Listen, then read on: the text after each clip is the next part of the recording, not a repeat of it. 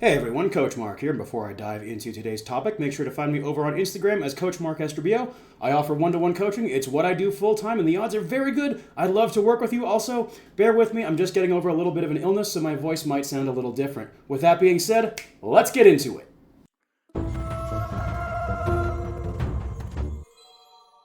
In today's topic, we're going to be talking about 2025 and 5 key concepts to help you have your best year in Strongman.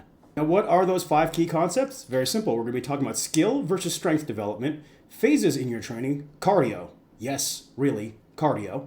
Chasing numbers on variations and how to make your accessories work for you. And then last but not least, the importance of density as a strongman athlete. Our first topic today is going to be skill and strength. And I'm going to talk about this using the push press as our key point. Now, when I talk about skill in the push press, we look at it in 3 key phases. The first phase is going to be that dip drive mechanic, coming down, and then you want to think about the bottom of the dip drive, and then, of course, the reversal phase alongside your rack position. It's these things all put together that make for a very good, powerful, and efficient push press. Now, an example of how we might go about programming for skill in the push press is using something such as a triphasic approach.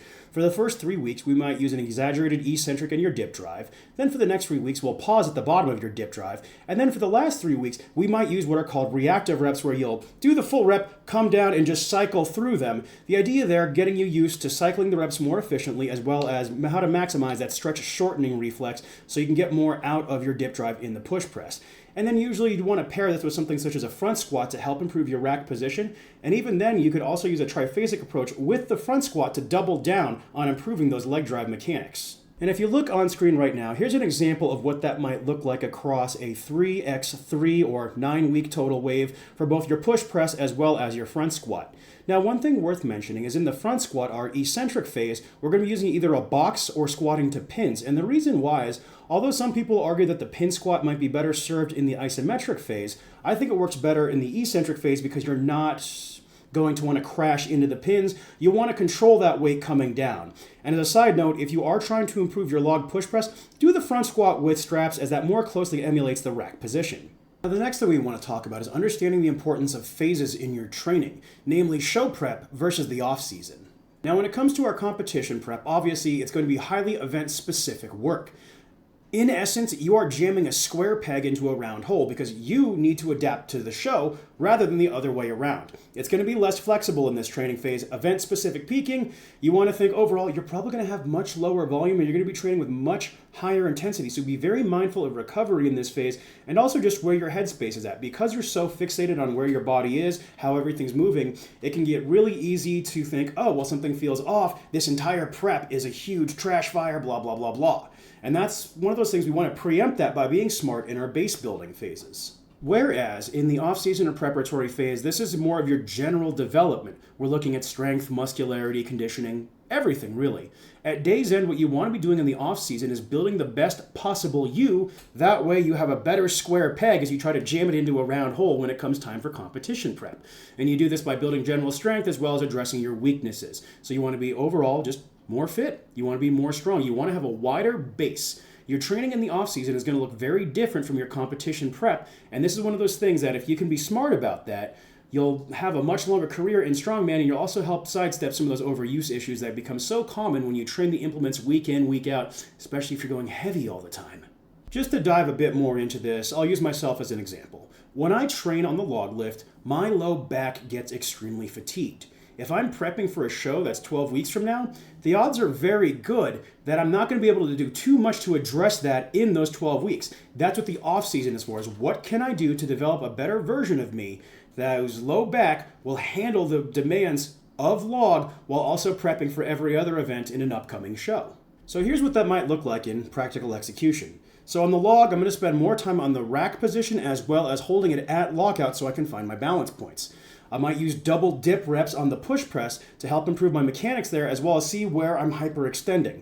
I'm going to do a lot of strict pressing, especially with pausing in the rack position. And then because I have such long arms, something I want to be mindful of is when that log is at lockout, it's further away from my midline, which means doing something such as a push jerk and spending the time in the off season to learn that movement will help reduce the overall range of motion on the movement, which would reduce low back fatigue. Conversely, other things I can do to help out with this would be to do a behind the neck press as a secondary press to help improve my upper and mid back mechanics in the press. That way I'm relying less on lumbar arch so I can reduce my low back fatigue. I could also use front squats to help strengthen and stabilize my upper as well as my mid back. Back extensions, lots and lots of back extensions, as well as glute ham developer sit-ups to help build a stronger, more resilient midline that both braces and flexes better. That way the log doesn't tear me apart so bad when it comes time for prep season. Alrighty, our third item today, we're going to be talking about cardio. Yes, cardio, and I'm not referring to simply doing your sport, but you want to think about steady state cardio, the cardiac output method. This is going to help you recover faster. You're going to maintain strength through multiple events. It helps you handle stress better. And yes, training is stress, even if it's a nice mental reprieve, even if competition is a nice mental reprieve from your day to day. It puts stress on our bodies. We want to be able to recover both in the event as well as between sessions. And at day's end, cardiac output style cardio will also help you maintain a lower heart rate while under load, so you're less likely to hyperventilate. You're not going to get that pounding in the back of your skull when you're doing something like a truck pull or farmer's walk, or, at the very least, it'll help reduce the propensity of it, which, hey, gives you a better fighting chance across multiple events in the day. Now, what does that mean? For most of us, this is going to be somewhere between 130 to 150 beats per minute. You want to be at a conversational pace. A good heuristic I've used in the past is you want that you could hold a conversation, but you couldn't quite sing. Think 30 to 45 minutes. My favorite approach is the 20-15-10 method. 20 minutes on the recumbent bike, 15 minutes on the elliptical, and then 10 minutes on the rower. You could just raw dog it, do it all on one piece if you like, but I find that this method helps break up the monotony. Aim to do this 1 to 3 times a week. And a good little trick is throw in some ab work between every cardio piece. If you are doing the 20-15-10 method, most of us are skipping our core work, so this is a great way to get it in there. Little core, little cardio, highly effective. This is just one of those pieces of low-hanging fruit that will help you get more out of yourself when it comes to both competition and prep days, let alone the off-season. Number 4 is understanding that accessories need to be loaded heavy to get more out of them. For example, to me, stop trying to turn a 135-pound barbell row into a 700-pound deadlift. Your accessories need to have some numbers you're chasing. You need to treat them seriously if you're going to extract the maximal benefit from them. You don't use cardboard to build a home unless, of course, you're that one really sketchy real estate developer. You know the one. I'm not going to name names because they can probably afford better lawyers than me. Now, as far as getting strong on your accessories, here are some body weight ratios you could be chasing down on movements such as your snatch grip RDL, your Yates row, and so that is a barbell row where you're using body English, you're using your legs. There's a bit of a heaving to it almost. If you look up Dorian Yates, you can see exactly what I'm talking about. I like this variation for the strongman athlete because this isn't meant to be a pure bodybuilding movement, but specifically we want to use it because it allows us to absorb and redirect the forces of something such as a heavy deadlift, an Atlas stone. When a sandbag shifts on us, we think about that nasty kind of strength. Your BTN press as well, your deadlift stance leg press. Now, if you are a heavier athlete, these ratios might be a little bit off. For some of us, we may never hit these numbers, but at day's end, we want something big to chase because that helps orient and keep us more focused in our training rather than fluffing about when it comes to our accessory movements. And then our 5th item today is we want to talk about density. So this is using time-based strategies in our own training. And this is more than just timing your rest intervals, which is still very important, by the way. You could also think about using faster warm-ups, EMOM work, max sets in a fixed time frame, rest pause intervals, or even timed sets where you're doing max reps in a fixed amount of time. If you look at the sport of strongman, by its very nature, it tends to be reps for time. For example, a yoke run is however many steps it takes to cover the distance within a certain amount of time. Even your max effort lifts, your 1 rep max deadlift, for example, you're usually going to be pretty abbreviated when it comes to your warm-up sets, and you only have a certain amount of time from when the weight is called to when you have to do it. And 9 times out of 10, they allow you multiple attempts within that time frame, so that ability to reset and start multiple times comes in very handy, let alone when you're doing something such as a deadlift 4 reps and you've got 1 minute to crank out as many reps as possible. Now, here are some ways you might integrate density training into your own programming. For example, with a moving event, you might do 3 to 4 runs at the top of every 3rd minute. So minutes 0, 3, 6, 9, and 12. And you're doing 50 feet runs. So you're doing, 5 total runs at 50 feet. This just helps keep you honest on your rest intervals, keeps you focused. You might do something such as a stone complex where every minute on the minute, for 10 minutes, you're going to do 1 pick and then 1 load. Log press, you might do max triples in 10 minutes at 75%. If you're looking max effort work, you might do something such as a 5-rep max deadlift, then drop 20% for a 1-minute max rep set. And then, of course, you could always use something like rest pause on your isolation and accessories. These are all great ways to get more work done in less time, not to mention you're going to have some strength-specific conditioning benefits that'll help you out as a strongman athlete. So just to summarize everything we talked about today, we want to look at skill as well as strength programming. You want to master both positions and constraints. Don't just try to brute force everything.